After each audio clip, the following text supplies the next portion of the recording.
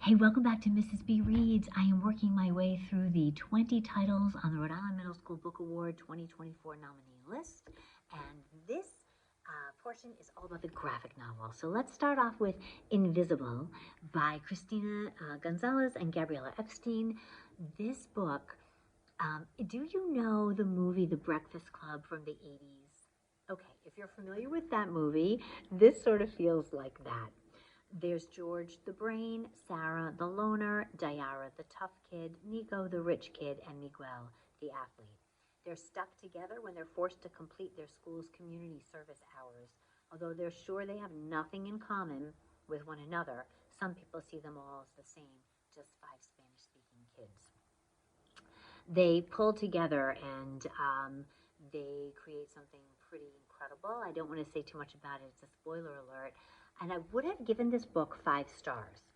I gave it 4, and the reason I did is because every grown-up that is portrayed in the book is really mean and really insensitive. And as a middle school teacher, I'm like, oh, we're not all terrible. So that's the only reason I rated this 4 out of 5 stars. But I think you'll enjoy it. It is just a true slice of life middle school book, and it's about kids empowering themselves and smashing stereotypes. Okay, the next one I want to talk to you about is a little more serious. This is The Golden Hour by Niki Smith. Manuel is a student, and he has witnessed a terrible event. He witnessed his teacher being shot, and he is suffering some post-traumatic stress disorder as a result, as you can imagine. School was closed for a bit. They reopened the school. The story starts when the principal is introducing the kids to their sub who's taking over for the teacher that was harmed. And this poor kid, poor Manuel, he's really suffering. And he's having some, I'm trying to find you an illustration, he's having some sudden onset panic attacks and other symptoms of PTSD. He makes 2 new friends, and they are involved in an agricultural club, kind of like 4-H, where you raise crops and animals, and you do sort of hands-on skill and craft work and display at a country fair and win prizes for it. Anyway, it's the first time I've ever seen that topic covered in a contemporary middle school book, let alone a graphic novel. And I was like, yay, way to pull that in. So he befriends these 2 kids. He gets involved in this. It turns out it helps him a lot go through this and sort of overcome his PTSD. Again, I gave it 4 instead of 5 stars because much like the movie Inside Out, are you familiar with that movie, Inside Out? I did not like that movie. I felt like none of the grown-ups in the little girl's life helped her. I feel the same way here. Like, how is nobody not seeing, how is anyone not seeing that this child is suffering, right? So it's pretty intense. There's also a nod to the LGBTQ plus community, which I really appreciated. And it's good. I mean, it's quick. I think you'll like it.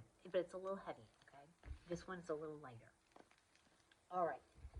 Let's talk about, oh gosh, Jason Reynolds, author of Long Way Down and 80 skajillion other books.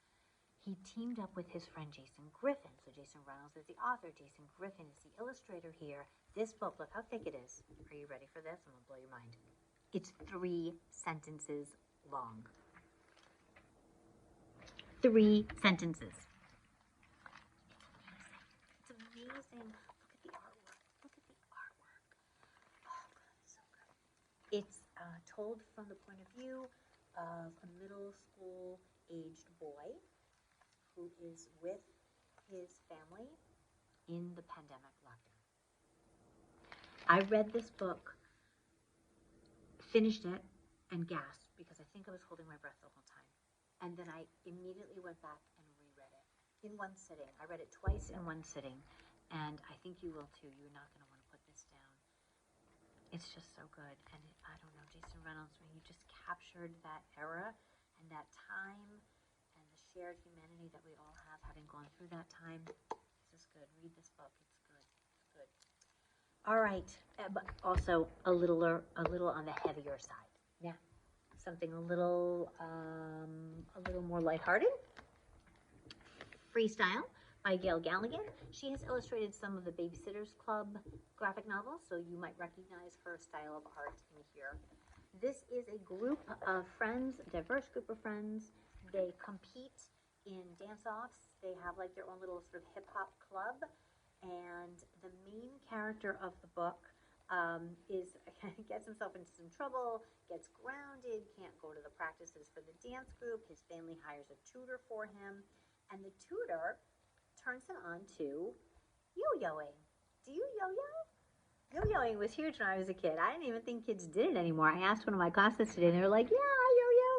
So I thought, boy, isn't that really cool? This author pulled together two really hot middle school interest topics, breakdancing and yo-yoing. So, yeah, it's cool. Corey's dance crew is getting ready for a major competition.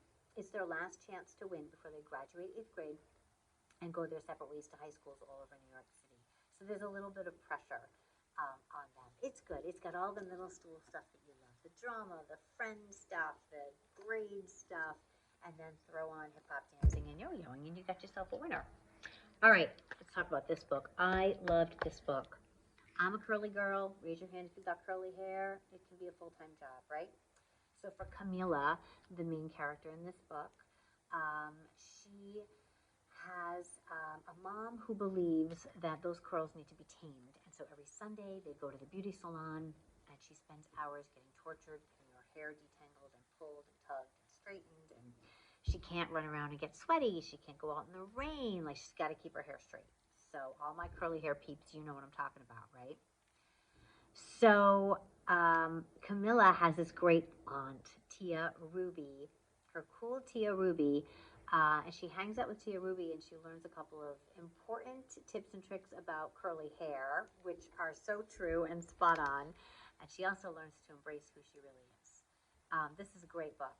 I really liked this book a lot. There's some friendship drama in here, but it's really more about becoming who you are and empowering yourself to be the best that you can be. Now, if you're reading this, I highly recommend that you get your hands on a copy of this. It's not a Rhode Island Middle School Book Award, and it is just so quick. You're going to read it in a minute or two. It is Elizabeth Acevedo's spoken word poem, Inheritance. It is a visual poem, she says, right? The graphics and the illustrations are fantastic here. And so she talks about, it's an homage. Hey, how are you? Sorry. Yeah, just give me 1 minute, okay? This is real life. It's an homage to Afro-Latinidad hair. And if you're going to read Frizzy, read this poem. It's so good. It is so, so, so good. All right, let's talk about this one next. Did we talk about Invisible? Oh gosh, I need to get better with my piles here. We did. We talked about Invisible. We talked about Golden Hour. We talked about Frizzy and Inheritance. We talked about Freestyle. We talked about Jason Reynolds. Paint burned all the bright. Okay, I think I saved the best for last. I loved this book. Middle school me would have so loved this book. And it's autobiographical. So the author, you're going to recognize her, Christina Soontornvat. She also wrote 13, which won, I believe, a Newbery. She wrote A Wish in the Dark, which was also an award winner, both of which were on the Rhode Island Middle School Book Award list. And now she comes out with the Tryout. Making the squad means risking it all. It's autobiographical. She was the only Asian American child in her small hometown in Texas, and made things a little tricky. She's best friends with a girl who has an Iranian background. They go ahead and try out for the school's cheerleading squad, which is a lot of pressure. If you know anything about how serious Texans are about their football and their cheerleading, you can appreciate this. So their friendship gets tested, right? And there are a lot of other issues going on. At the end of the book, Christina joins, it's sort of like a debate club, and it's like an oratory presentation club. And so she picks you have to pick a topic out of a hat and you have to speak about it for 2 minutes, and you don't know what your topic's going to be. And so she picks Why Is It So Great to Live in Texas? And the author does such a beautiful job of finding a commonality and of closing the divide. Because I think that sometimes the media can be very polarizing, particularly right now. The political climate in America can be very polarizing. And the author does a really beautiful job of smoothing over those bumps and helping us to see that people are people, right? There are actually 2 pages in this book that I loved so much. I took pictures of them to save them because I can't say enough good things about this book. I immediately went and found the author on social media and followed her and sent her a friend request. I'm still waiting to hear back. Anyway, those are the graphic novels that are nominated this year. I hope you go and read them. I hope this helps you. I hope you enjoy. I hope you let me know if you like those books. Thanks for listening. Don't forget to like and subscribe.